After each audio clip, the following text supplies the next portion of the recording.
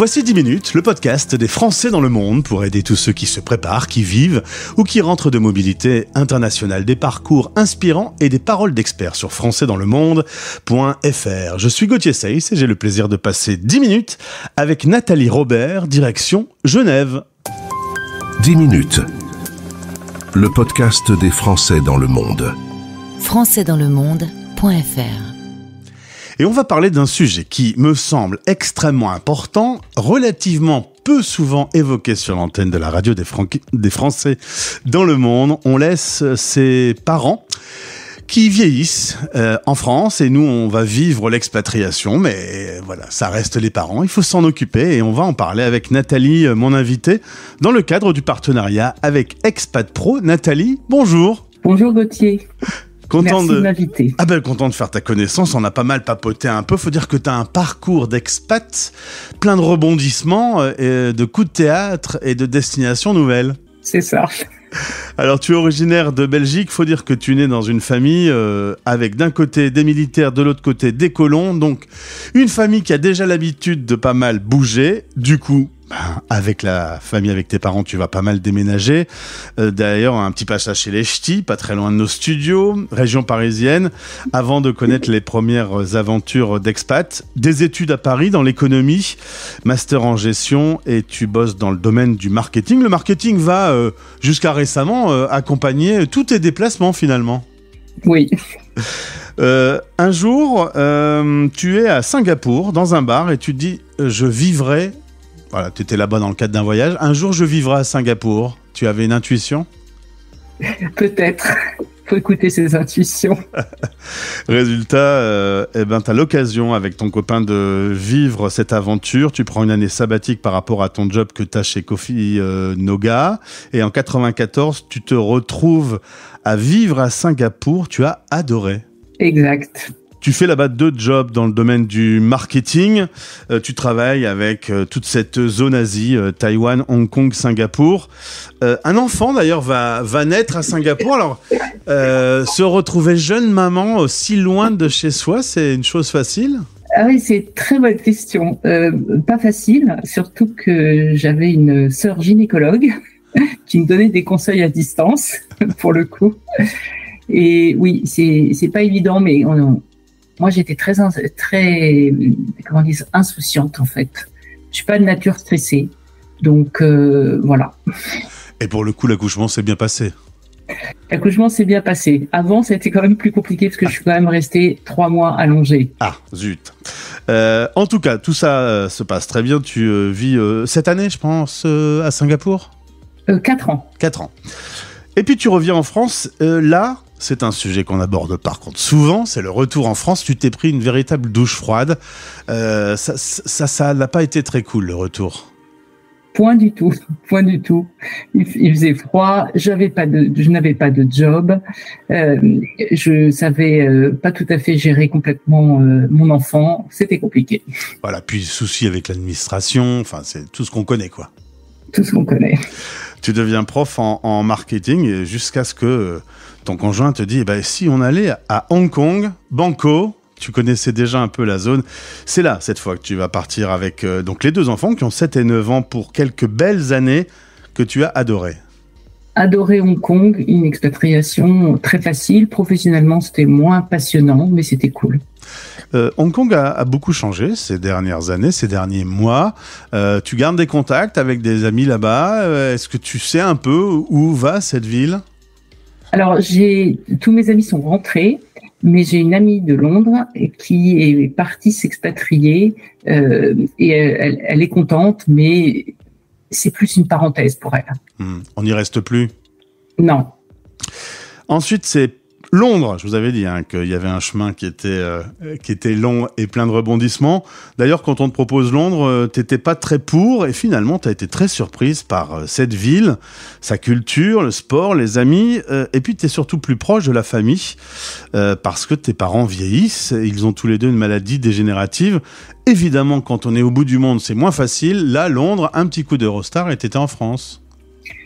Beaucoup plus facile d'appréhender ces sujets-là. On se rapproche de la famille avec tout ce qui va avec. Ensuite, ton conjoint revient à la maison avec une nouvelle proposition.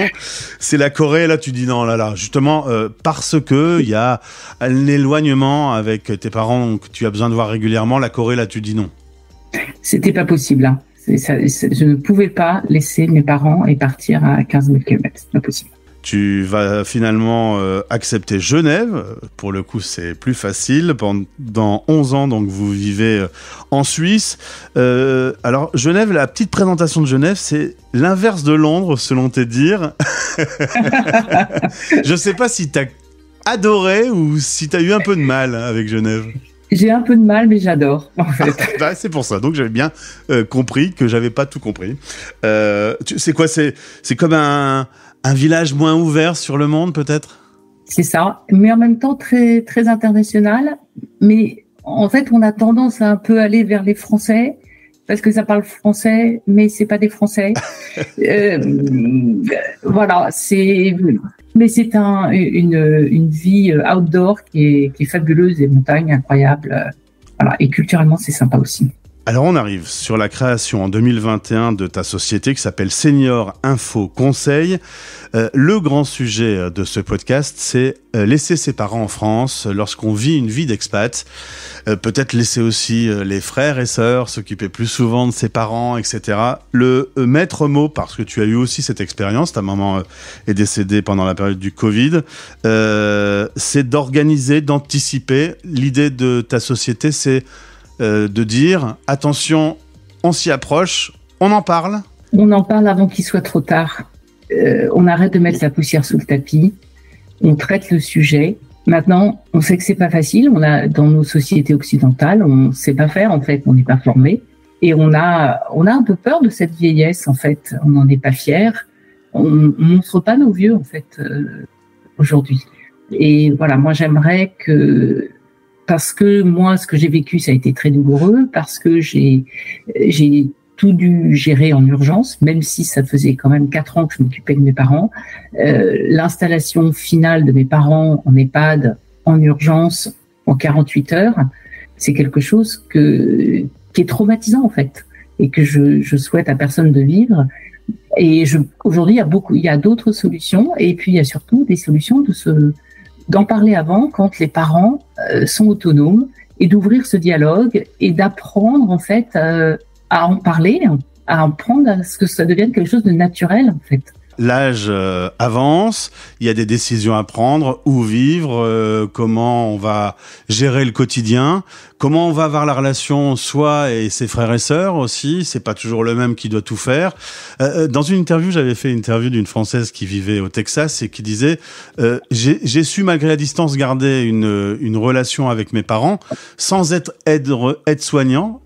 C'est quoi ton avis sur ce sujet ? Alors, aide-soignant, c'est un métier, en fait. Et quand on est enfant, ce qui se joue, c'est que on va devenir le parent de son parent. Et quelque part, ça c'est l'analyse transactionnelle. Quand tu deviens le parent de ton parent, tu prends une position dominante. Et du coup, ton parent s'infantilise. Et ce qui est souhaitable et ce vers quoi on aimerait tendre, c'est on arrive tous à être au même niveau dans une relation adulte-adulte, où on dit les choses. Une relation adulte, c'est je te donne les critères et c'est toi qui choisis. Donc papa ou maman, voilà ce qui risque de se passer si votre santé se dégrade. Moi, j'aimerais vous maintenir à domicile, mais on ne peut pas le faire en l'état actuel si vous n'acceptez pas l'aide. J'entends. Voilà. Et le vrai sujet, c'est que les parents ne se voient pas vieillir, on les comprend, et refusent de l'aide de leurs enfants ou de l'aide extérieure. Et c'est ça qui est compliqué, c'est de trouver ce bon équilibre entre les enfants qui en font trop, ceux qui sont sur place et qui sont dans la culpabilité, et puis ceux qui sont loin. Et qui en font pas assez. Et qui n'en font pas assez et qu'on culpabilise parce qu'ils sont loin. Et quand on est en expatriation, c'est ça qui est ressenti. Il y a en plus ces petites jalousies. Donc l'idée, c'est d'organiser en amont, de distribuer les rôles et de se mettre d'accord sur les rôles, parce qu'on peut faire beaucoup de choses à distance. Et ce que je trouve aussi formidable maintenant, moi, ça n'a pas forcément toujours fonctionner, mais c'est avec les outils qu'on a, avec un WhatsApp, avec ses parents, une vidéo, c'est quand même formidable aujourd'hui ce qu'on peut faire. Donc cette relation, on peut la maintenir avec ces outils-là. Du coup, Senior Info Conseil est là pour peut-être mettre en place les mécanismes de discussion, de s'asseoir à cette table, d'échanger, de trouver des solutions.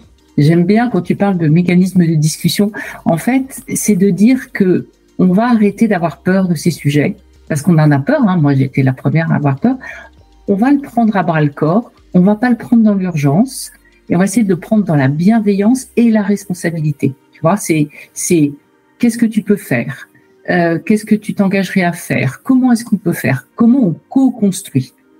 Et voilà, et c'est ça l'idée, c'est que plus tu prends en avance, tes parents sont encore autonomes et c'est à eux de décider après tout, tu vois. Donc, les écouter, se mettre à leur disposition, voir ce qu'ils veulent et puis co-construire avec eux. Et si je comprends bien, ça te parle, si c'est clair, mais c'est assez clair. Et si je comprends bien, Nathalie, on peut être loin des yeux, mais proche du cœur. On essaye. On reviendra sur ce sujet un peu plus en détail dans un prochain podcast, parce que je pense que, comme beaucoup de sujets qu'on a évoqués sur cette antenne, on a fait l'infertilité il y a pas longtemps, il y a des sujets comme ça un peu tabous dans notre monde, qu'on a tendance à mettre un peu sous le tapis en se disant on verra ça plus tard. Seulement, le sujet de la fin de vie à mettre sous le tapis, c'est pas forcément une bonne idée. Si on peut éviter, c'est mieux. Eh bien, si vous voulez en savoir plus, et si cet échange vous a fait un tilt, vous pouvez entrer en contact avec Nathalie Robert, partenaire Expat Pro. Le lien de son site est dans ce podcast. Merci beaucoup pour cet échange depuis Genève. Au plaisir de te retrouver. Merci Gauthier.